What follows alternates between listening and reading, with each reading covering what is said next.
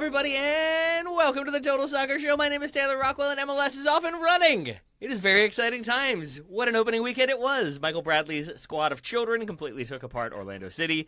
DC United outfought the Philadelphia Union. LAFC made Messi so angry he pulled a Miazga light, which is to say he did what Miazga did but won't get the 5-game suspension. The Galaxy got off to a great start before a red card and a penalty brought them back to earth. Paul Rothrock subbed on in the 8th minute, ran into the advertising boards in the 15th minute, and then delivered an inch-perfect cross to give Seattle the lead in their 2-0 win. Fun times all around. Joe Lowry, how was your start to the 2026 MLS campaign? It was great, man. I love opening weekend of MLS. There's still plenty of hope, because even if your team had a bad showing, it's, well, you know, we are missing 3 guys to injury and then 6 guys to visa problems, right? So you can't really blame us for that. We don't have our first choice back line. You know, we can't be judged off of one game. Oh, we're going to do some judgments today. Don't you worry about that. Maybe the best moment, truly, maybe not the best. The most surprising moment is Lionel Messi has that moment that Taylor's talking about where he doesn't really pull a Miazga. It is a Miazga light because he's trying to go down the tunnel. And Luis Suarez, of all people, here's the shock. Luis Suarez is the one with a cooler head, and he's the one pulling Messi sort of back out of that situation, and then Messi and Suarez emerge, and everything is fine, supposedly. I mean, it seems like it's fine. Referees are saying it's fine, so who am I to judge? But Suarez has a cooler head. I don't know, man. I guess I'm worried about 2026. That's a dangerous precedent to be setting. What a time to be alive. Joe, I will introduce our fellow co-host, but since you have gone down the path of rational explanation instead of reactionary headline talking, what is the difference between Miazga and Messi and what they did? Yeah, so the Miazga thing, and Jeff might actually remember this detail better than I, but I believe it was after he hasn't been introduced yet. He may not speak. I think it was the 2023, maybe it was 2024, playoff game for Cincinnati. And the reporting was that he actually went into the locker room where the referees prepare before games and unprepare after games. And so that is a big no-no. You can't, I mean, you're not really supposed to be going into all these areas of the stadium anyway, but Miazga actually breached the walls of the referee locker room, according to reporting. Messi did not. Like, there's a giant tunnel that Messi was about to go down, and you see Messi go in, and then you see Suarez sort of go in after him, and then he pulls him out like 3 seconds later, right? So ain't no way Messi got to the locker room. The referees organization has come out and said that he didn't, and MLS has said there's not going to be any disciplinary action. That's not a shock, of course. But, I mean, I do think there are pretty significant differences here, even if my appetite to care about this situation is about -12. I appreciate that explanation. I appreciate your lack of appetite. Mostly, I appreciate you giving the image of Miazga breaching walls a la a medieval warrior. Yeah. I mean, I would take Miazga on the front line. Like, give me the draft. Or the Kool-Aid Man. Oh, even better. Bright red Matt Miazga just absolutely obliterating brick walls. I can see it. Why not? He has now spoken, I believe, multiple times. I suppose I should introduce him. Hello, Jeff Reuter. How are you, my friend? I'm still reeling from the image of Joe saying referees unprepare after a game. Also was confused by And I'm kind of thinking it's the Men in Black mind-wiping machine, where it's just like, don't worry about that performance. Crew that did Seattle versus Columbus, or versus Colorado on Sunday night. Like, just don't worry about your shift. Everyone will forget it. It'll all be fine. Go back into society. You are allowed again. MLS is well and back when we're introducing words. I don't want to be full Jennifer Garner on Conan about this, but I'm pretty sure that isn't a phrase. Oh, Wasn't that yes. sneak and snucked or sneaked or snuck? Yeah, that was her. Yeah. She was incorrect? Yes? I believe Correct. he gets the dictionary out. But to prove her unprepare was right on the money. It was just more so the image of the referee is like, well, now's the time to unprepare. Let's get our notes chaotic. Let's make sure that we forget key pieces of information. Right. I like it a lot. Let's hide our cards somewhere in the corner. You know, that's part of this. We don't need this. Yeah, you're done. I like it a lot. I like that you have teased the overreacting that we will be doing later on in the show, because that's what today's episode is largely all about. We're going to be overreacting in different ways to different results from this weekend, be they individual performances, coaches, teams, whatever it is. But first, we have news that has Joe Lowry, by his own account, positively giddy. Jorlando City is his name today, because Orlando City, Joe, might be getting a well-coiffed individual. Yeah, very much so. Well coiffed, I think, Taylor, is a perfect adjective for this whole situation. The Athletic reported yesterday, and it's since been reported elsewhere, that Orlando City are in pretty advanced talks to sign Atletico Madrid superstar Antoine Griezmann, who has long sort of flirted with America, maybe more so than MLS. The dude loves basketball games. The dude's also still a really good soccer player. So he's 34, turning 35 next month. And the question for Orlando, the main one is, can they get this deal over the line? The secondary one is, when is this actually going to happen? And so there's reporting that the door is not totally closed, for Orlando to get him in before next month's primary transfer window deadline. That's on March 26th. It seems highly unlikely that will happen. Much more likely is that this is a move for the summer once he is done at Atletico Madrid and he can come more cleanly, not before the end of their season. I mean, whether or not Orlando get this deal over the line, of course, is the main question in all of this. It sounds like things are pretty far along, which makes me think that they have a very, very good chance of getting this deal done. And guys, I know Antoine Griezmann's not at his best. I think he would rule in MLS. I think he would absolutely crush in Major League Soccer. Graham and I were messaging about this yesterday, and Graham was talking about how he still remembers Griezmann being like the best center mid at the last World Cup when he was dropped really quite deep for France and was sort of playing as a number 8. I mean, the ball progression ability that he has and the creativity, not just in the final third, but deeper, but most importantly in the final third, I mean, he would be good. He profiles at a roughly similar age to Thomas Muller and Emil Forsberg, and those guys have torn up MLS. I mean, absolutely torn up MLS. He stayed fairly healthy as well, Griezmann. He hasn't really missed a lot of times due to injury. He's just not first choice consistently for Diego Simeone this year, and that's fine, man. So, I mean, I have very, very high expectations for Griezmann should he land in MLS. I think there's some interesting tactical questions that he might present for Orlando City, but I kind of feel like this is roughly in the Sun territory, Jeff, of even though you don't know exactly how he fits into the team, it just doesn't matter at a certain point. There's something really funny, though, about them losing over the weekend by giving up a brace to a 17-year-old with a 16-year-old providing one of the assists, and then they go out and try to sign a guy who's older than both of them combined. No, I mean, I am with you. Like, I think that there is potential if you put Griezmann as the freest of free tens, with Martin Ojeda kind of then drifting off to a wing and maybe having more positional responsibility to make sure that the final third is coherent. Like, I think that could work, and I think that really does cater to, again, when we talk about these players who are in their mid-30s coming to Major League Soccer, they kind of want to enjoy the sport before they retire. I think that's the trend that we're seeing right now when you look at Muller, when you look at Son, when you look at Forsberg, and presumably James Rodriguez, is there is kind of a joy component to this given the game state of Major League Soccer. And so I think if that's the case, I'm not as worried about the fact that, you know, as for years when we've talked about Griezmann to MLS, it's been Griezmann to LA, right? Yeah. Like, and just whichever club really, usually LAFC, occasionally a little bit of Galaxy flirtation, but I'm not too worried about how it will be with Orlando. I think I've got a few kind of like bigger questions that I'm still picking away at more than the tactical fit, because I agree with you, Joe. It's just like, yeah, if you can get Antoine Griezmann in Major League Soccer, I would try that too. Yeah. Has Oscar Pereira ever really been given like a superstar of this caliber in his coaching career? When I think of like Dallas and Orlando, I think this is really the first time. And that's kind of a remarkable thing to have been a successful coach for as long as he has without that piece, that now I just wonder how will that change some of the ideology. Now, the good news is this is like a perfect time for him to have to reconsider some of these principles of play as they're still trying to figure out how to play without Alex Freeman, and very clearly the first draft of that was not ready for the opening season, or Michael Bradley's first draft was a better first draft, whichever the case may be. But, you know, I think there's interesting potential here. The question now is just a matter of timing, right? And the good news is the summer window, ostensibly within the season, comes sooner because of the World Cup break. So you'll only play 13 or 14 games before the summer window opens instead of usually, which is like 19 to 21, where you have very few games on the other side of it to maximize. So it's a matter of timing, but it'll be an interesting test for Pereira, I think. Yeah, I totally agree. Oh, sorry, Taylor. I just wanted to say, I think, Jeff, you're right on the money there about the tactical changes for Orlando. Freeman's departure was always going to necessitate some sort of shift. And in general right now, it just doesn't quite seem like this Orlando team knows really what they want to be, where Duncan Maguire is a very different type of 9 than Luis Muriel, who played a big chunk of those minutes up top last year. You have now a different starter, it seems like, on the left wing, and Tyrese Spicer, who was brutal to watch on Saturday in that loss to the Red Bulls, but then again, everybody was for Orlando just about, especially in the first half. You've got different personnel in midfield, and lost Wilder Cartagena to injury early on in that game, and he's just coming back from injury. That's not a good sign. There's just a lot of differences in this team, and that's not something I'd really thought about in relation to Griezmann. But I'd imagine right now at Orlando City HQ, there's just a lot of drawing on the whiteboard and a lot of different things, a lot of arrows and a lot of question marks and all those sorts of things.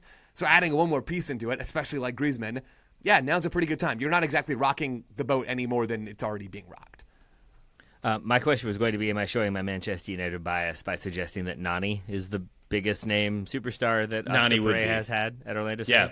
And I would say so, but I think Nani came with a very different cachet, right? And I think Nani came with sort of I want to stick the landing on my career and do one more thing so that people stop saying, like, he peaked in Man U, and then after that, it was kind of this journeyman thing. So I think it came at a really perfect time for him. And I think that it's also worth remembering that while Orlando has generally not, again, been seen in this realm of the guys who signed the superstars, they did launch with Kaká.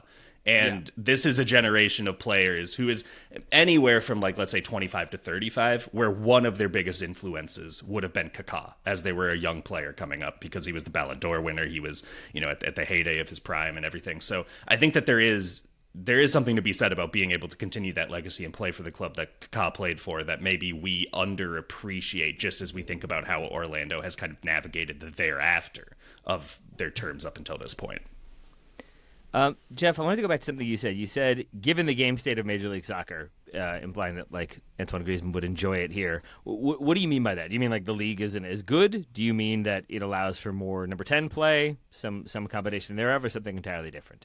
I think number 10 play is really one of the biggest selling points in the global landscape for Major League Soccer right now. And MLS actually pulled together a really interesting podcast that they let me be part of a couple years ago about it being the league of number 10s. And what you see is this mix of the designated player rule, where you have 3 chances to really reach above and beyond what the salary cap will usually allow to bring in a player. Okay, so what position looks like they changed the game the most? Well, it's a number 10, right? Because you're linking the lines. You're able to have end product on your own, but you're also able to set up your striker and your wingers. You also have that entertainment value, because I think another thing is, if I'm going to spend that much money, he better be fun to watch. And I think that's how a lot of owners really think about this. If they're not truly embedded in the soccer of it, if they're thinking about the business of it, they want the guy that they're paying the most to be the one that's bringing in the most fans to games, that's selling the most jerseys. And I think that a number 10, like a striker, has the ability to do that like very few other positions do. And again, especially from like kind of a casual, I'm just buying 3 game tickets a year and, trying to catch them when it works in my schedule. And then you get into the other sort of granular stuff, like, the MLS roster rules skew heavily towards favoring building good attacks and kind of overlooking your defense. And that's always fun to watch. And the physicality of the league, I think, is felt most in the injured room and wide spaces, but maybe not necessarily once you get box to, like, truly in the box. I think center backs generally are a little more flat-footed, which I think for a player is going to be a little freeing sometimes. I don't know, Joe. Am I kind of overselling this sort of like game state? I think it's got a very unique niche when you look at the top 10 or 12 leagues in the world. That looks very different than any of the other leagues in that conversation at this point. Yeah, 100%. I mean, MLS is structured to help attacking players thrive, right? I don't think there's any doubt about that for reasons that you've already explained. And that's a huge reason of why I think Griezmann would do really well, because we have a long list now of these aging number 10s who have come into MLS and been really effective. I mean, Emil Forsberg is not Antoine Griezmann. Like, he's not. And Emil Forsberg has been really good in Major League Soccer. He was pretty good his first year, and he was really good last year. And he was really good over the weekend as well in this game against Orlando. Yeah. Like, Antoine Griezmann, I don't want to be uncharitable to Emil Forsberg. He's like twice the player that Emil Forsberg is, right? I mean, he's a generational talent, Griezmann, who has been hanging around at the top levels of the game for almost his entire career, except at the very beginning. I mean, that's how good Antoine Griezmann has been. And Taylor, that's why, to be honest, like, I didn't even think about Nani, which was an oversight on my end. Nani didn't have the career that Antoine Griezmann has had, right? I mean, and he joined a couple years younger, to be fair to Nani, when he came to Orlando City, and that matters, right? But I just can't shake this idea that Thomas Muller, this player who was known more for doing off-ball stuff than on-ball stuff, and for being really smart off the ball. Not that he isn't good on the ball. Of course, you have to be to play for Bayern Munich for forever. But Griezmann is better on the ball than Thomas Muller. And he is roughly in the same age profile. It just feels like a slam dunk, man. It really, really does. And honestly, more for an Orlando than even for an LAFC. Not just because they maybe would benefit from a name in the way that LAFC doesn't need anymore because they have it. But also, I think tactically there's a fit there that makes a little bit more sense with the vague approach that Orlando City have had. So this to me just feels like it's not a slam dunk because the dude is going to be 35 before he gets here, it sounds like. But it's pretty darn close, man. Yeah. And even for all the off-field stuff, of course, it's a slam dunk. But on the field, feels like this is a really needle-moving sort of move for Orlando. I think it's a really smart move as well, personally, because I think Griezmann, for everything you all have said, the other thing I would note is that he so often gets like shoehorned into teams, even when they spend insane amounts of money to bring him in. With Barca, with Atleti, with France, they're not spending money, but I think so often he is kind of like, let's just find a way to get him on the field. Let's put him here. Let's try him there. And I think he gets kind of moved around a bunch. And I think when you put him in his ideal position, which is like second striker, number 10, creative player centrally, he's going to thrive. And I think being in Orlando and basically just being told, like, lead by example and cook, I feel like that is exactly what he wants. And I think he will shine quite brightly. My final question for either of you, because I do not know anything about basketball, are the Orlando Magic a help or a hindrance at this point? Are they a selling point, or are they going to be selling it as like you can see other teams when they come play them? Right. Yeah. You can see everybody else when they come through Orlando. I mean, I would wager that that Antoine Griezmann would think that having an NBA team of any sort is a plus. I don't know that he knows, like us, whether the Magic are good or not. I think that he's in a city with an NBA team. I think that works for him. So just lie. Just be like, Dude, Shaq and Dwight Howard, both still team. there. Don't ask questions. Yeah, Dwight's Right, not cool. playing in Taiwan or whatever he's up to these days. Can I bring up just kind of one more macro level thing on this winter window as Griezmann comes through and as Josh Sargent reportedly is also close to joining at this stage? I've been very interested about the class of designated players that are coming in this winter. And I would have thought that last year when you look at who is the newcomer of the year, who made the best 11 that was a newcomer of the year, well, it's Anders Dreyer, right? And so you're looking in that sort of prime age, underappreciated, can come in and be a focal point of an attack and also has experience playing in European competition. So you also can vet their big game readiness, right? I think that pretty much every DP, with only a few exceptions that have come in this year, have either been in kind of this viewability hive, like who are people that are going to be talked about more? And that would either be famous dudes of any age, right? So you've got your Jameses, you've got your Griezmanns, you've got your Timo Werners, right? And I don't know if Vancouver is inclined to bring in Thomas Muller. It was been an excellent pickup. I'm glad they did it. I think it's been very good for them. But I'm not sure if they do that in like 2019 when Tyler Adams and Alphonso Davies are getting sold and Almiron and Joseph and Hani Mukhtar are kind of the in vogue sort of types. The other types, of course, are the young guys who are going to be sold, right? And so the idea that you're bringing in young players, usually they're not DPs, it's U22 initiative, right? But there really weren't many teams trying to get their own Anders Dreyer this offseason. I think if you're going to try to make a case, maybe it's Giavogi.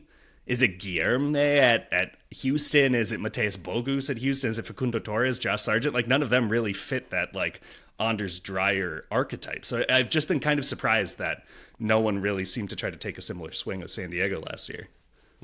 Yeah, I don't know if I would totally agree with that characterization. San Diego are sort of one-off, right? So they have all these spots. But, I mean, to me, it feels like Torres is roughly in that same profile as a Dreyer, even though I'm not very high on Facundo Torres. That's the nicest thing I think you've ever said. Yeah, right? Just in terms of age show. and the level of club he's coming from, like coming from Palmeiras, coming from Anderlecht, it feels like there's some through line there. I don't know. Maybe I just need to stew on this more, but it's an interesting point, Jeff. Luis Munteanu at DC United, coming over from Romania. That Yeah. doesn't do it for you, Jeff? Come on. Hey, that's 3 points, DC United. Thank you very much. And he was integral. We're going to come back. We're going to talk about our week one overreactions, our opening day overreactions. I'm very excited to hear what my fellow co-hosts have to say about that. Back soon. Welcome back, everybody, to the Total Soccer Show. We're going to do some overreacting, but I think we have to start with LAFC and Inter Miami. Jeff, any major overreactions from this one? Take it away. I think my biggest overreaction would have to be that Inter Miami is now a front runner to win the Wooden Spoon alongside CF Montreal and Sporting Kansas City when you look at the goal deficit and the points on the standings, right? Like, it's, hardware to hardware, right? No, I mean, like, look, you're seeing, I wrote about this for my Monday morning column on The Guardian, and you can kind of see where the continuity of LAFC's squad made it a lot easier to walk into this game. Now, both teams have had dress rehearsals and like competitive dress rehearsals. When you look at the CONCACAF Champions Cup, both have had similar lengths of preseasons, all these sorts of things. But there were so many more players that needed to integrate into Miami's lineup compared to last year's version than LAFC's, where 10 of the 11 starters had been on the squad that lost on penalties in Vancouver. So there was a lot of continuity, even as they're changing to a familiar voice, but in a different position of the touchline, with Marc Dos Santos having his head coaching debut with LAFC as well. But that continuity really paid off, and you could see it with knowing instinctively what ball to play for Denny Bouanga, and you compare that to Miami not knowing when to retreat their high line after the ball turns over so that they don't get overexposed on the counter, which they woefully did on the second goal, and then Dane St. Clair gets in like the worst possible positioning for a goalkeeper, just outside the edge of the box where your hands are now unusable, but also not so far out where you're going to make a sweeper action. It was just like a really difficult sequence that looks like one that they won't make again in September, I would imagine, but one that you are prone to make in February. And so there might be some adjustment period here for Miami to acclimate, and that's fine. They needed it last year too, as Mascherano was getting started. But I think this is why Joe and I think we both said I don't see a Shield points record. I see a Shield possibly, but not a points record. Yes. And I think it's stuff like this, where it's this stretch is where the results will drop that you wouldn't have expected. Totally. Though losing at LAFC is an understandable result for any of the 29 opponents in Major League Soccer, Miami included. Yeah, and that's the other half of this. And I want to get to LAFC. Actually, no, I'll just start there. I'll go to LAFC. We can Inter Miami sandwich this thing. I'll do the thing where we talk about the winning team. LAFC, I'm enamored with this team, man. I'm really, really enamored with this team. That David Martinez is starting for Marc Dos Santos is just a delight. He is an amazing talent, and if he can figure out the defensive side of his game, he'll be gone by the summer, probably. Why is that a delight, Joe? David Martinez is this young, incredibly talented on-ball Venezuelan player. He's 20 years old, and he's been an LAFC player now for multiple years, and Steve Cherundolo just never really trusted him. And it sounds like there may have been some good reasons for that. And it's not like David Martinez's game is complete. If it was, he wouldn't be at LAFC right now. So he does have some holes in his game, especially on the defensive side, and especially when they're transitioning from attack to defense. But Steve Cherundolo just never really gave him game time to work through some of those things on the field. Maybe the expectation was that you work through those things in training and then you get rewarded. And maybe those things never happened. I don't know the details there. But Martinez is an incredible player on the ball. And LAFC's whole thing last year was, we're going to be this team that kind of keeps the ball, but we're not super incisive with it, and we're probably better in transition. And they came up short last season. Now they're more talented because they have Son from the start than they were last year. And they have Martinez in this team and Stefan Eustachio in this team. And those are the pieces that I think have made LAFC more intriguing to me, because Marc Dos Santos is over here talking about how he wasn't really happy with how the second half played out for LAFC in this game that they won 3-0 against Lionel Messi and Inter Miami because the team didn't keep enough of the ball. And I think that's fair that LAFC maybe could have done a bit more of that in this game to control the match with possession. But the signs were there of them being able to do that. There's a couple of moments in this game when Eustachio, who's playing as the number 6, turns on a dime and lays the ball off beautifully. And that's not something that LAFC have ever had. Like, with respect to Ilie Sanchez, with respect to Eduard Atuesta, who I'm a big fan of, they haven't had someone of Eustachio's profile in that spot. With his ability on the ball in tight spots, his progressive passing, his vision, you combine that with David Martinez, who is genuinely one of the best possession attackers in the league. Like, truly. That is stripping away all the defensive stuff. But that's been true for 2 years now of David Martinez. His ability is immense. And then you had Son, who is a better possession player maybe than we often talk about, because he is elite in transition, like globally elite in transition. But he is also, as the 9, able to drop in and conduct play and make some magic happen. Those pieces together raise LAFC's ceiling in a way that maybe I didn't even fully expect coming into this year. We saw very little of it in this game, but the bones are there, man. And the bones for them to do what they did to Miami, which was sit in a mid-block 4-4-2 and blitz them on the break and take advantage of any and every mistake. Oh, yeah, that's still there, too. I know we were all high in LAFC coming into the year. I had them top of the West, Jeff. I had them winning the West. There you go. I mean, we're all on the LAFC train. We already were. But, man, they were amazing in this game, even not checking all the boxes that Dos Santos wanted them to hit. And the potential for them to be even better as the season goes on is very much there. Do you think they'll be as effective at scoring goals if teams manage to keep their goalkeeper not 35 yards away from their own goal?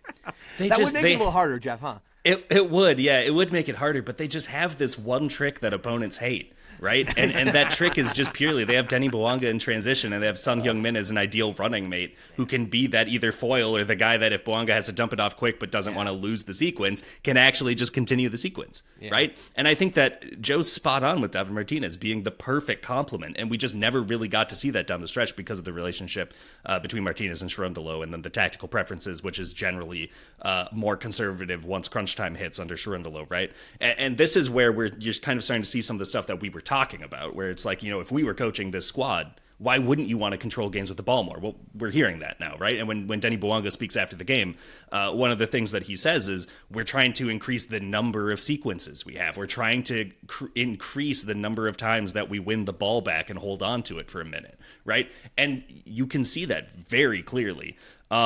Will they still be able to score? I think so. In transition, they have the firepower for it. I think that they also do have center backs. Aaron Long is healthy, right? Or will be, or, just any time in general that he's available in the box, that's a good sign. Ryan Porteous, I think, is another good box target. So, I don't know. I just think that Eustachio fixed kind of my final concerns about this squad and their ability to actually control games without being so passive about it. Which is generally what their one trick was in the past. And I think that this trick right now is dangerous, man. Right now, they are built to win even if Son doesn't score, whereas Miami is still struggling to find their ways to win unless Messi comes up big. Right? That's another crucial difference. We can all count on one hand how many teams have been more talented than this LAFC team in MLS history. I mean, it's probably Miami and then maybe the end of the list, right? I mean, maybe the Galaxy when they win MLS Cup in 24. That's a really, really talented team. But this LAFC group is absurd. They're absolutely absurd. On the Miami front. Before you do that, Joe, I just want to say my overreaction. I don't know if it was enough of an overreaction, but I would say Eustachio is going to be an all-star. And if that's not a big enough of an overreaction, then I'll say MVP. Because my goodness, was he excellent. You guys have already said it. I just want to re-emphasize how good he was building out of the back, being calm under pressure. When Miami would apply pressure and swarm, it felt like he was always the outlet, either to make the decision, we're just going long, we're getting rid, we're not going to mess around. But oftentimes when I thought they were going to do that, he would kind of turn on the swivel and play a two-touch pass and switch the point of attack and just kind of alleviate pressure entirely. And then for the goal, I mean, it's Timothy Tillman doing really, really well to work back and kind of get that poke tackle in to make it get going off of Rodrigo de Paul. But it's Eustachio who's right there, who just one-times the pass into Son's feet and in a way that he can kind of receive on the half-turn, drive forward, and then lay the ball off. And I just think that level of decision-making is so critical, is maybe a thing that they've been missing. So I think that is my favorite, at least one of my favorite signings, if not my favorite signing of the offseason. Now, Joe, talk about the men in pink. Yeah, I mean, I think this for Miami was a reminder of what some folks around MLS, and we talked about this too, we're sort of predicting for Miami, where I had a CSO of an MLS team earlier, I guess now in the offseason, not earlier in the offseason because we're out of it. Finally. He was saying to me, here's the quote. Quote, you can bring in $50 million worth of players, and they cannot replace those two, referring to Busquets and Alba. They know what Messi thinks and what time Messi wakes up, let alone how to find him on a pitch. And we all know that's true, right? We all know that's true about those guys. But I think in their unique profiles, both were missed in this game, where, let's think about Busquets for a second. It's DePaul giving the ball away that gets LAFC on the board in this game. I mean, DePaul was sloppy. I thought he had some really nice moments of ball progression, but he wasn't consistently good in this game. He just wasn't. I mean, he helped lose this game for Miami, straight up. Yannick Bright was hitting balls out of bounds. Starting next to him, David Ajala was on the bench. The double pivot, where Busquets would have been playing if he was still on this roster, was brutal in possession, and that's just not good enough for Miami. You can't build, let alone replace Busquets, when you're turning the ball over and giving up chances that way. Then for Alba, the left side in this game for Miami was Sergio Reguilon out injured. Noah Allen was the left back, and you had Telasco Segovia as the left winger. Noah Allen's not an attacking left back. He played center back all last year, even though he might be sort of a stay-at-home left back. He's not quite big enough to be a center back at his core. And Segovia is a center mid. He's more of a number 8 than he is a 10, and he's more of a number 8 than he is a winger. So there was just nothing from Miami up that left side. And the right side was Telasco Segovia. The right side was Matteo Silvetti, who is young, and I think he is a winger, but he's still growing. And it started with Ian Frey, and then later it was Facundo Mura. There just wasn't any danger on the wings for Miami in this game. There really wasn't. And so you're missing Jordi Alba's creativity in that sense.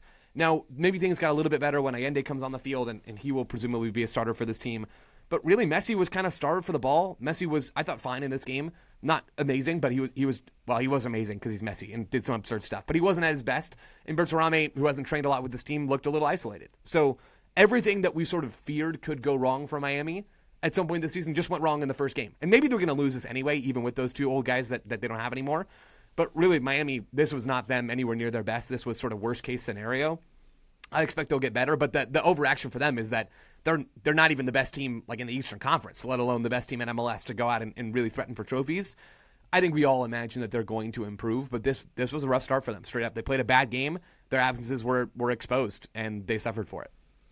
Yeah, I felt bad, especially for Ian Frey, who at one point in the first half is probably like, all right, we got to figure this out, and then looks over to see Rodrigo de Paul talking to Javier Mascherano and just pointing directly at him. Yeah. It's like, oh, so I'm the problem. I see.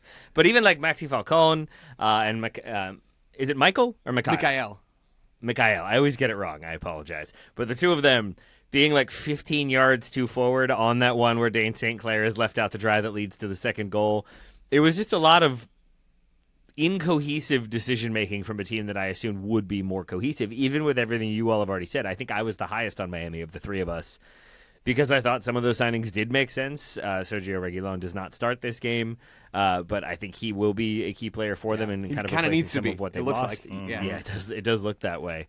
And even Betarame, looking isolated, still has good opportunities and just doesn't take them cleanly. Maybe it is just growing pains and kind of having to find their way in. Maybe it is just assuming that teams would be overawed by them. But LAFC were certainly not. The Coliseum was certainly not. And I think the result shows that. One trait that I think that we always underappreciate about a good defensive midfielder is their positional responsibility and just having that awareness to know that you do need to be, shuttling the heart of the park. When you think of Tyler Adams at his best, I think that he does this very well when he's on his game, right? And you saw it certainly with Leeds, you see it with the U.S., sometimes with Bournemouth, though that's a little bit more of a free-flowing state. It's something that Busquets had mastery over. It's something Diego Chara has mastery over that makes him still impactful even as he nears 40, right? It's one of those things that can keep your career going longer. But when you think of Rodrigo de Paul, you think of Messi's bodyguard. You think of someone following him around the field. Messi is never going to have the positional awareness and responsibility of a defensive midfielder. And frankly, that's wasteful at this stage of his career. So someone's got to be doing that cover. I think Ajala could possibly fix a lot of those issues moving forward. But yeah, that is where that is maybe a more substantial absence than even the on-ball metrics are really indicating with Sergio Busquets. Two more things from this game for me. One observation, one question for you all. Joe got into the Yannick Bright of it all. There's a moment in maybe the first 10 minutes when Son just turns him too easily, drives forward, and I think like the shot goes wide. And then the camera cuts back, and you see Yannick Bright like clearly doing the come on, man, you can't make me look that bad. Like they're having like kind of an in good fun conversation about it. And then Son does it again. And they have another one of those conversations, and then Son does it again, and this time Yannick Bright looks annoyed by it. I think that's where maybe he accuses somebody of diving. But I was just like, dude, that's not a good look. You can't keep making that. Like, eventually you just got to foul him. Eventually you got to give him a kick. Eventually you got to do something. You cannot keep good-naturedly getting turned that easily and expect it to go well. And it didn't. Yeah. So that was a little bit disconcerting for Miami stock. My other question from this one, and it's a very random one. If you are new to soccer or like relatively new to soccer and you're turning in, are you thrown by Rodrigo de Paul and Lionel Messi and everybody covering their mouths when they talk? Is because that is I feel like that is a very La Liga thing. Maybe it is a very South American thing where they have lip readers to kind of figure out what teammates are saying after the game. But it was just an odd thing to see them come out at halftime and just have them both like this for the majority of the time the camera was on them. That has to look a little odd if you don't know what's going on. Yeah, what are they doing? I suppose that would be what are they saying? Right? Telling secrets. Yeah, 100%. Yeah. Maybe should we all start doing that? They're big into masking, just not great for podcasts. Yeah, exactly. exactly. I think this could really work, guys. What do you think about it? It's a really good podcast format. I think it is. It could be excellent. Yeah. It gives you a very Bane quality. And then, one other thing, you all are probably used to, I think we're all kind of used to, the atmosphere of these games. I think I'm just struck by how solid the atmosphere always is. And I think, every game around the world is going to claim to have a good atmosphere, and you're going to get chants, you're going to get songs. I think the drums are so critical. I think that there are so many different songs with different drumming beats and variations, but so many of these opening weekend games, I was entertained more consistently, I think, because they were often very back and forth, a number of the games we're going to talk about, and it was pretty open. But I do think the atmosphere really adds to it, and it's something that I think maybe I take for granted. So just wanted to shout out that, the 3-2-5-2 were in great effect. I thought there was pretty much every single game that I either watched or watched the extended highlights of, you had good atmospheres, good drums going, good supporter sections, and it's just such a cool thing to see in American soccer where for so long we did not have anything like that. Agreed. There we are. Joe agrees. Jeff nods. Time for a break. We'll come back and do some more overreacting about the many other games instead of just the one game we've talked about. Welcome back to the Total Soccer Show. We continue to overreact, and I will overreact and say that Michael Bradley is the greatest coach in MLS history. Should we just start there? Michael Bradley, future USMNT coach. Joe loves this. Joe, you in? I mean, the team was pretty darn fun in that game against Orlando City. So there's two pieces of this, right? And they blend together. This was a 2-1 win for the Red Bulls at Orlando City. There's two pieces of this. The first is the tactics, and the second is the squad. And so maybe we'll start with the tactics because you talked about Michael Bradley first. This was a fun game, man, for the Red Bulls. And they played in a 4-3-3, which is new for them. They actually tried to keep the ball in the attacking half of the field, and they weren't just heavy metal all the way across the board. Now, it's not like they were building from the back like San Diego. They weren't. Ethan Horvath was going long more often than not when he had goal kick opportunities. But this was a Red Bulls team that tried to control the game with possession, which I found fun and endearing, and I think it fits a lot of the profiles in this team. They played an amazing game as a team. I mean, the first half in particular was one of the most dominant first halves of play we've ever seen from any MLS team. One of the most dominant first halves of soccer I've ever seen, period, watching thousands of games in this sport. They were unbelievably good. The wingers tended to stay quite wide. You had the fullbacks that would go up aggressively to support them. Even the center backs were quite aggressive in their positioning. Justin Che was playing as a center back in this game, young American player, 21 years old, I believe. He was making these aggressive runs into the final third as well. Like it was just an aggressive risk-taking sort of team. And it was, and maybe an evolution on what the Red Bulls had been. They said they wanted to do that stuff, and that's what it was. That's what it looked like to me. Now, on the personnel side of things, the squad side of things, this was a record-breaking New York Red Bulls team because Michael Bradley put 3 players in his starting 11 under the age of 18. That's the first time that any team has ever done that in 30 years of Major League Soccer. And the kids were all right, man. The kids were all right. I hadn't even heard of one of these guys. My apologies to Matthew Dos Santos, who's not even on a first-team contract. He played as a starting left back in this game and was really good on the ball, man. His ball progression was very, very sharp. And then you had Julian Hall, who's the name I knew best, starting as the number 9 in this game, over and apparently healthy. Eric Maxim Choupo-Moting, bad day to be Taylor Rockwell on that front. Good day to be a U.S. fan. He grabs both Red Bulls goals in this game. And then the one that was great, the player truly that was exceptional of the 3, was Adrian Mehmeti, who was a 16-year-old, so he's the youngest of the bunch. Started as the number 6 behind Ronald Donkor, who was also amazing, by the way. We've talked about him on this show. And Emil Forsberg, who were playing as the dual sort of free eights. Mehmeti, 16-year-old kid, first MLS appearance. It was amazing. He picked up an assist on the Julian Hall goal, which maybe didn't come how you think it would, given that I said he's a 6. This was in the aftermath of a set piece, so he's high up on the left side. But really classy, sort of patient moment from him. And basically every ball that he played was perfectly weighted. His body positioning was perfect as he received the ball. He'd already picked out a good pocket of space to be able to receive the ball. He just checked every single box for a 6 in possession. Defensively, he looked maybe a step slow. He's a literal child in his first MLS game. I'm not really bothered about that. He's got good size, and I think maybe the acceleration and reading of the game will come. But I've not been this high on a U.S. youth player. I'm not Gio Reyna, I guess, honestly, would be the last one. And people can be frustrated about that, I suppose, because I still like Gio Reyna as a player. It's not your fault. Yeah. It's not my fault, guys. Listen to Jeff. Somewhere in New Jersey, Mehmeti was walking and was just like, why did my hamstring start to hurt? Yeah, what has happened? Why are my parents calling me? But Mehmeti is unbelievably talented. Like I don't know that I'm good enough at my job to have the words to describe how good he is at his job. So I'll just leave it there and say I love this. Mehmeti's going to be a U.S. player by the end of the year. There's an overreaction. That's not true, but you get the idea. He was awesome. Red Bulls were awesome. I had so much fun watching this game. He's young. You have time to find the words. I think this is where it's like kind of a cheat code. Not cheat code. It's really good foresight by Red Bulls, even though they had so much turnover over this offseason.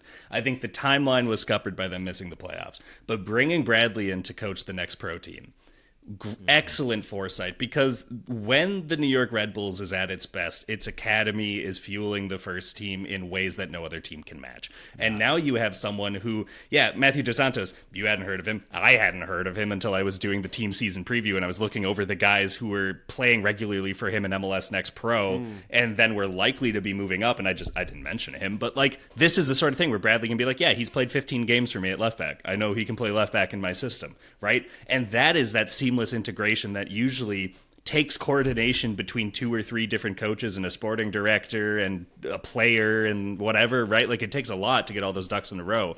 And he just is already tailor-made to have already elevated this group of players, to get them from performing in kind of the upper third of Next Pro, from what I understand, when he took over midway through the season, to getting them to win the league and win in the postseason.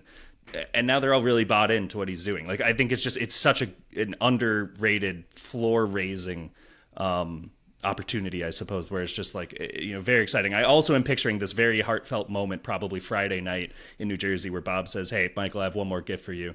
And, they meet up, and it's the music is playing, and there's a box with kind of a bow and a ribbon. He hands it to him. Michael opens the box, and it's a black t-shirt. Oh. And he's just I wore this when I won MLS Cup. And it's meant so much to me, and now it's your turn. And you could see it. It just looked right having a Bradley in a black t-shirt on a sideline on Saturday. I love it, man. I thought that was so nice. And then I thought it was really interesting that the card when opened, just said, "Tell everyone to get lost," and I think that's also really good advice as well. You need both When of in those doubt. things. When in Yes, doubt. When Yeah, in I mean, doubt. the Red Bulls were unreal in this game. Like, truly, this was the best game of the weekend. Apologies to LAFC Miami. I had the most fun watching this game. I thought it was the most interesting game. Orlando, I think the overreaction is that they're also a spin contender because they were dreadful and are banged up. We talked about in the first segment. They're incredibly banged up. On the Red Bulls side of things, They made Cade Cowell look electric and decisive. That's what I would say about that. Well, Now, maybe he has improved since the last I watched him, but Cade Cowell looked real sharp and real fun in this game, and I think that might be both him and a little bit Orlando as well. I think so too, and that's the thing for the Red Bulls, where they are going to regress. Like, they will not look this good. You can't. Maybe I need to just trust the process and believe that this is all going to work. I have a hard time thinking that the back line that the Red Bulls trotted out isn't going to get pummeled at points of this season. Justin Che looked really fun in the exact role he was playing. I don't think I trust Justin Che and Dylan Nealis to lock things down in the back for the Red Bulls. So there are questions, but now's not the time for that stuff. This team was amazing and probably has forced me to reassess how I viewed them more than any other team after week 1.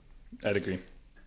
If they'd finished like half of their chances in that first half, they're up, Dude. like 6-0? It was like Yeah. 3.6 XG to like basically 0 in the first half. It was astonishing how good they were.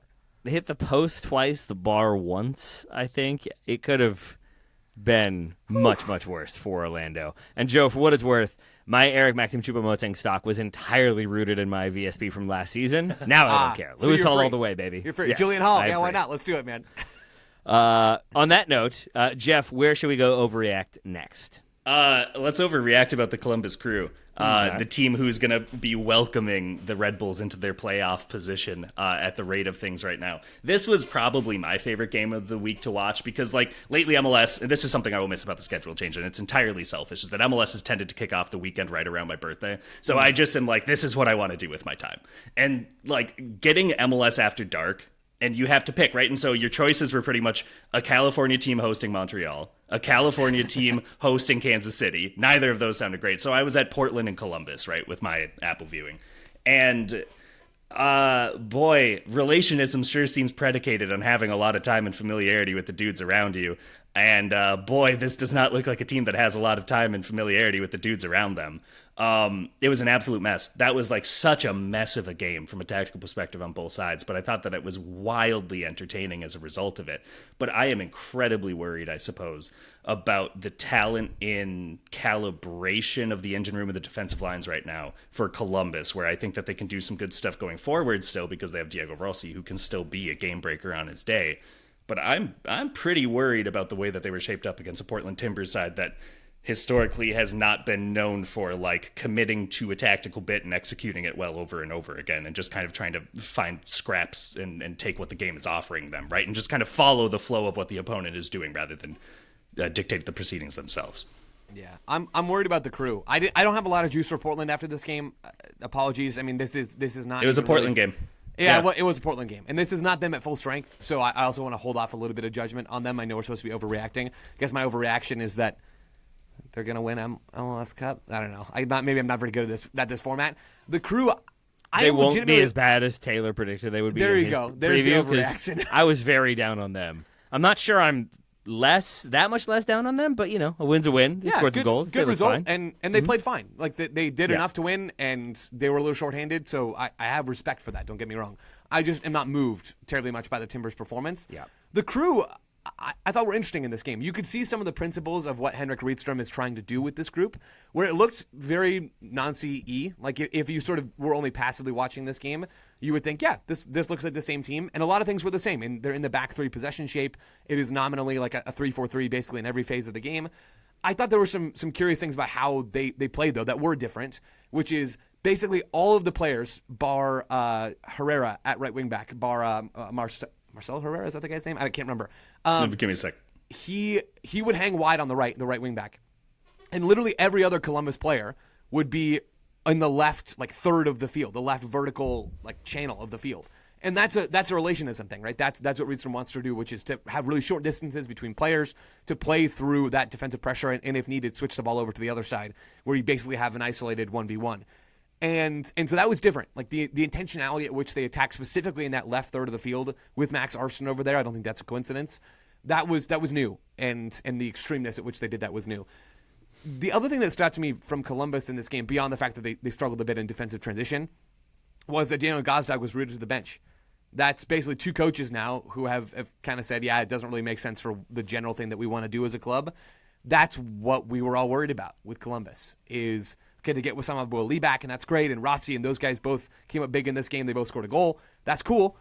But to compete with the big dogs in the East, can you do it with just Rossi and Wissam Abu Ali in the attack and like a midfield that's not fully taken shape yet? Maybe Andre Gomez reshapes things. That doesn't feel like the best bet in the world. It's possible. But that's the worry for Columbus is, okay, you lost the game, sure. I think you played a fine game for the most part. You were basically level with the team that was playing at home and you were away. That's fine. You can live with that. But the roster stuff is starting to worry me a little bit with Columbus.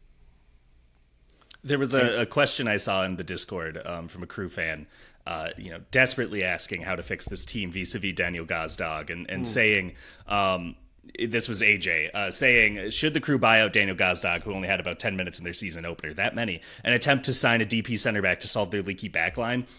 I can see the appeal with that. I would be inclined to go with a 6.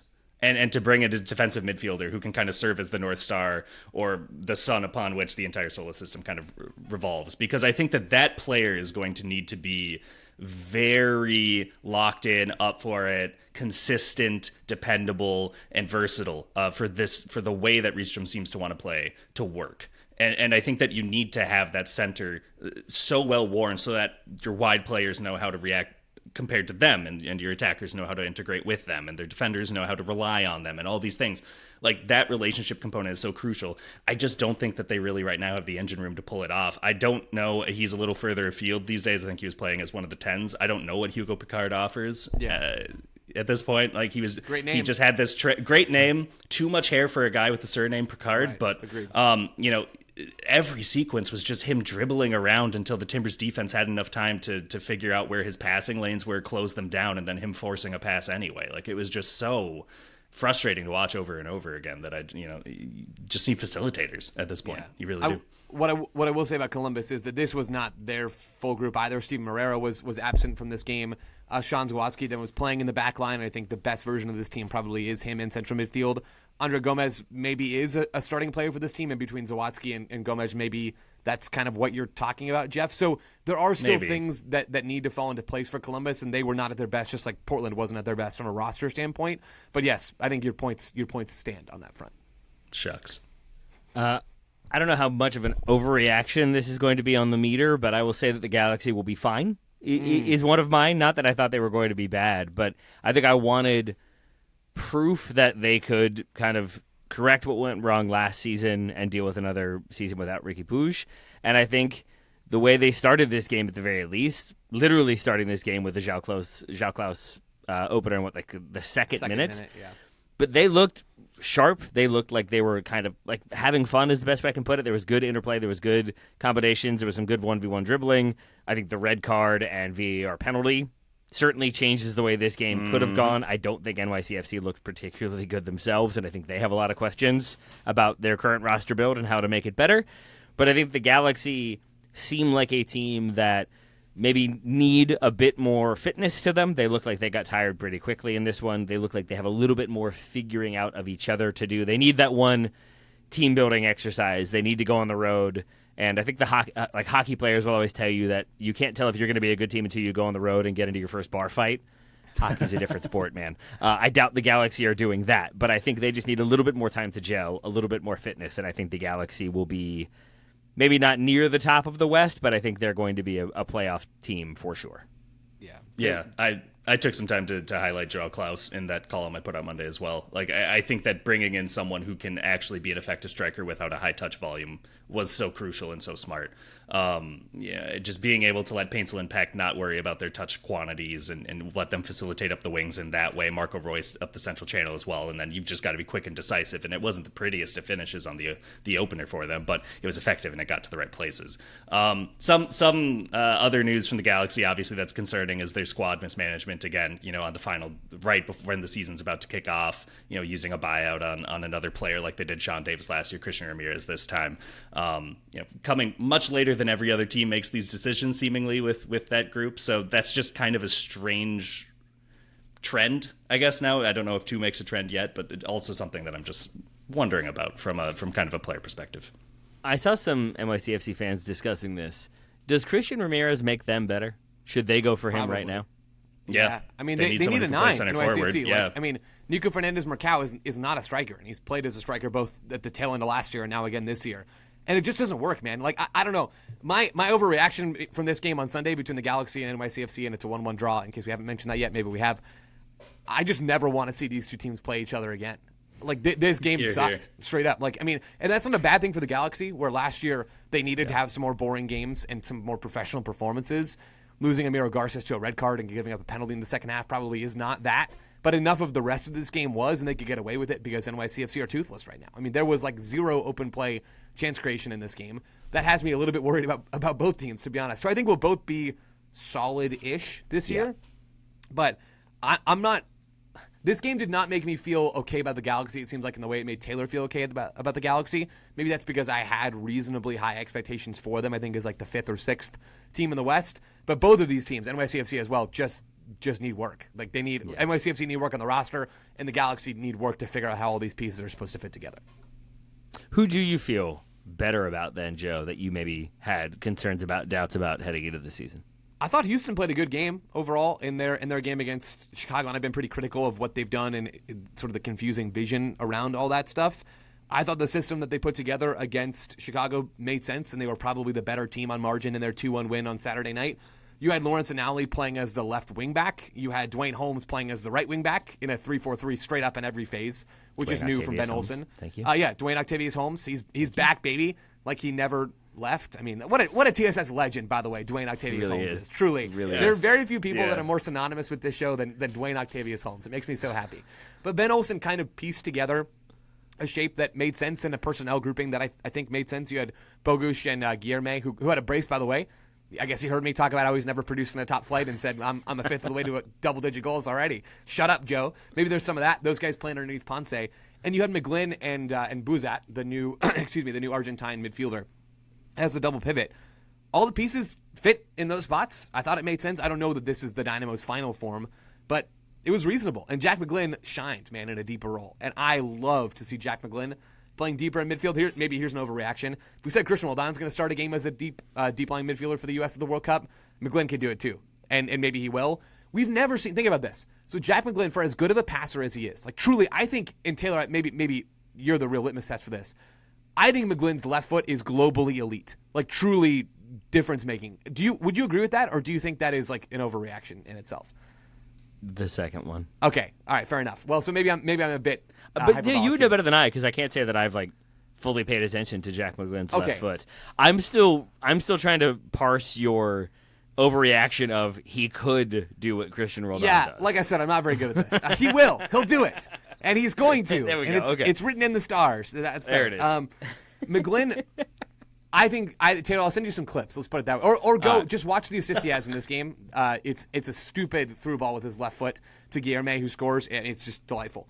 His left foot is so good, Jack McGlynn, and for as good as he is at picking out those kinds of passes from deep areas, we have literally never in his professional career, granted he's only 22, literally never seen him get a consistent run of games as a deep line midfielder in MLS. Zero. That's never happened. It didn't happen in Philly. He was playing as a shuttler in their diamond. Yep. Then he gets traded to Houston, and Houston wanted to put him in the Hector Herrera double pivot role, and then immediately they panic and put him in the attacking third, which is fine. In MLS, he's still a useful starting player in the attack. I think he had 10 goal contributions last year playing in the right half space.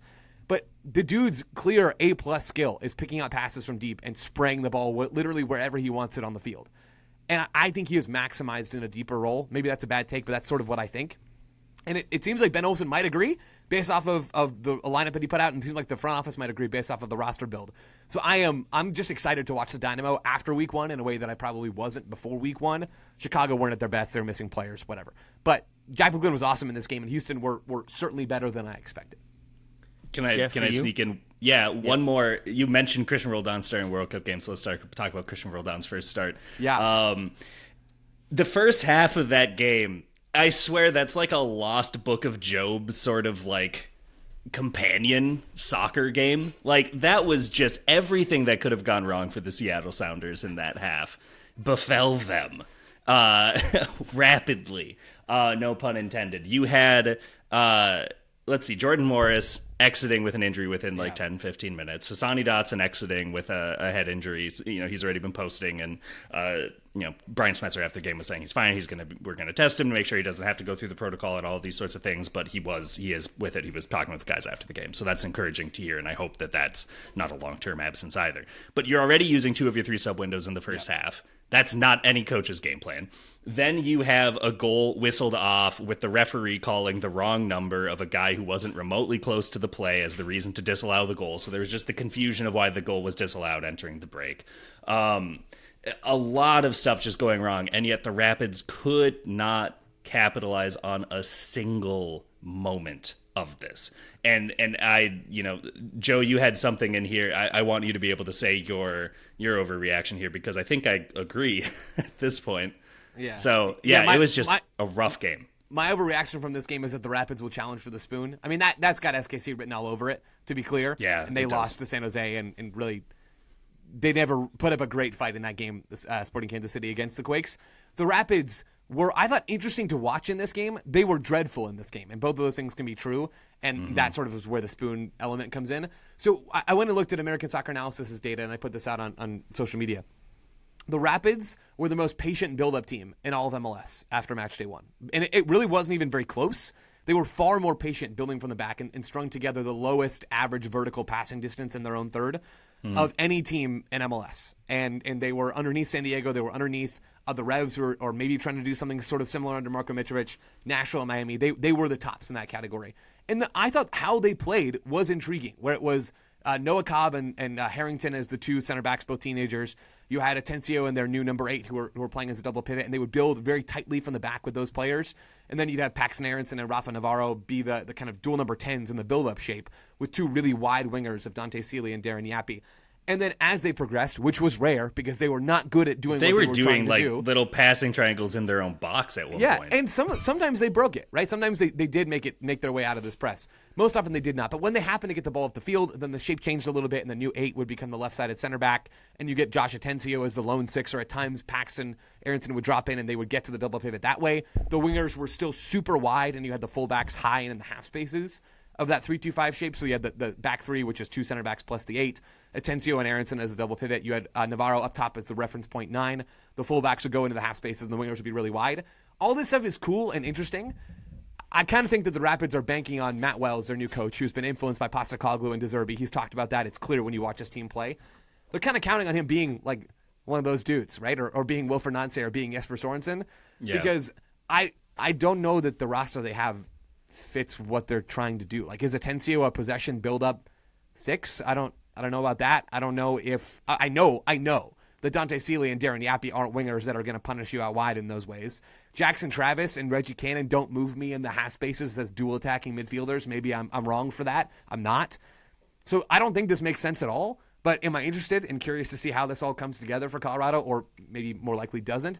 You bet I am. So I'm on the Rapids train, but I'm just a little bit worried that train is taking us all to the spoon. The other thing that should be said from that game is Paul Rothrock. Coming off the bench in the 8th minute, and then in the 15th minute, probably having my favorite assist of the weekend. It's already a front runner for favorite assist of the year, where he sprints down a ball, traps it with his foot, and bounces off of the ad boards. The ball stays in bounds. He goes out of bounds. He turns around. No Rapids player has claimed the ball yet. Crosses an absolute dime onto Albert Rusnak's forehead for like the best glancing header Albert Rusnak will ever have in his career. The ball was that good. And it is just such quintessential Paul Rothrock. He's one of my favorite players to watch in this league. And it was just excellent to see him, kind of immediately after that free agent period, coming back to Seattle and immediately kind of having those sorts of rewards and being rewarded with that playing time. Just fun to see. I would love to see whether it is like a post-World Cup camp or a January camp. I would love to just see him in the U.S. crest and see what happens. I don't know if it's like the magic is the Seattle Sounders for him, or if it can be that guy for fun, but like one of those camps like that. I just want to see him crash into an ad board once just to feel something.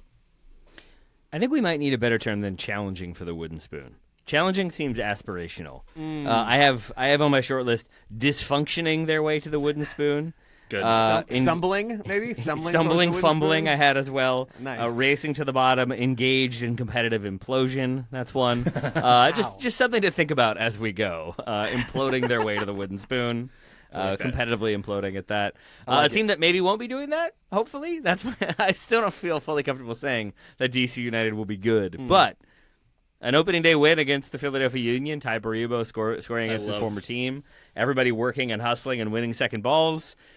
It almost made the 2/3 to 3/4 full Audi field excited and engaged. I've seen a lot of positivity in the reaction to that game. So it is the one. It might have been the Union having an off night. They do also get a red card in there as well. But still, DC starting with a win is not a thing that I expected.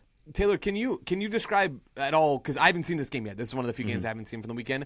DC, I think when I was pulling those Rapids numbers, they had the longest vertical passes in their own third, if I remember correctly, of any team in MLS. Were they sort of playing that very aggressive, direct style, or how did they play in this game, just from what you saw?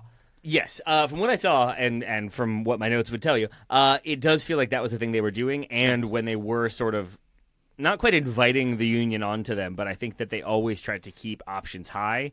And Hopkins in particular, I think, was looking to drill the ball into feet and then have aggressive runners off of whomever was staying up top. And in that way, they found a lot of joy. They could have had more. They have a goal chalked off for offside, which was another kind of direct play, hold up, and then kind of quick counter from there. And that's where the goal comes from, even if it isn't a deliberate one, because I think Prestiani, or no, not Prestiani. I forget. Piriani? Yes. Prestiani is the one who's suspended by Benfica. That's why it's on my mind. He holds up and then loses it, but he holds up long enough that he has teammates around him to kind of advance and make the play happen. So it feels like it's going to be defend with hard-nosed football, but then press aggressively and counter aggressively as fast as you can, and they made it work. So hopefully they can continue to do more of that. Love it. I love not just so that offside goal that you allude to, Ty Baribo scores that too. And I loved that he started to celebrate that, but then he heard the whistle and he's like, okay, whatever. And in theory, the Hollywood version of this has Andre Blake walking up to me and come on, man, you don't celebrate against your old team. Right? And then he scores the goal and celebrated harder the second time. Yes, much harder. And it was just, it felt so good. I was very happy for Ty Baribo in that moment. I really was. Me too. We have gone very long. We haven't even mentioned Nashville looking insanely good in the attack. Maybe we'll have to spend some more time on them next week. Joe, do you want to just give a little bit of love to Nashville and Patches O'Houlihan before we head out? We can save the love for when they play a team with any starter along their back line. That's okay. Oh, the shade. That's not even intended to be shade, but it just, that's fair. It would be a true overreaction, I think, to say that Nashville are a great team at this stage, but they also probably are. So clip that right there. Nashville are a great team, says Joe Lowry. Not going to contend for the sport, or not going to dysfunction their way to the wooden spoon. That is true. That is perfect. True. I agree. Perfect. Well, Joe Lowry, thank you for talking Antoine Griezmann, LAFC Miami, and overreacting a good little bit on this episode. Yeah, maybe next year I'll be better at the whole overreactions thing. I'm still working on it. Got to get back in the gym. Got to get back on the grind. Learn how to form some of these things. But when we do, you'll notice because I'll be much better. It's unnatural. It's unnatural to what we are. I'm not gonna lie. Because even with DC, I'm I want to say they're gonna be great, but I'm still they won one game. I don't know. Maybe, possibly. Well, it's still that's the whole the whole bit of this time of year, right? And that's why doing the overreactions thing makes sense because everything is an overreaction. You might as well just come out and admit that it's an overreaction because it's been 1 week. But I'm still just not the best at it. We're gonna make it work. We'll get there. I think Lionel Messi will score some goals this season. Overreaction. Big overreaction. Calm down, Taylor. We'll see. I know. Very dramatic. Jeff Reuter, thank you for all of the dramatic takes that you've had today. You know me. Listeners, thank you all so much for listening, for joining us, for dealing with me mispronouncing seemingly every single name I said. We very much appreciate your love and support, and we'll talk to you very soon.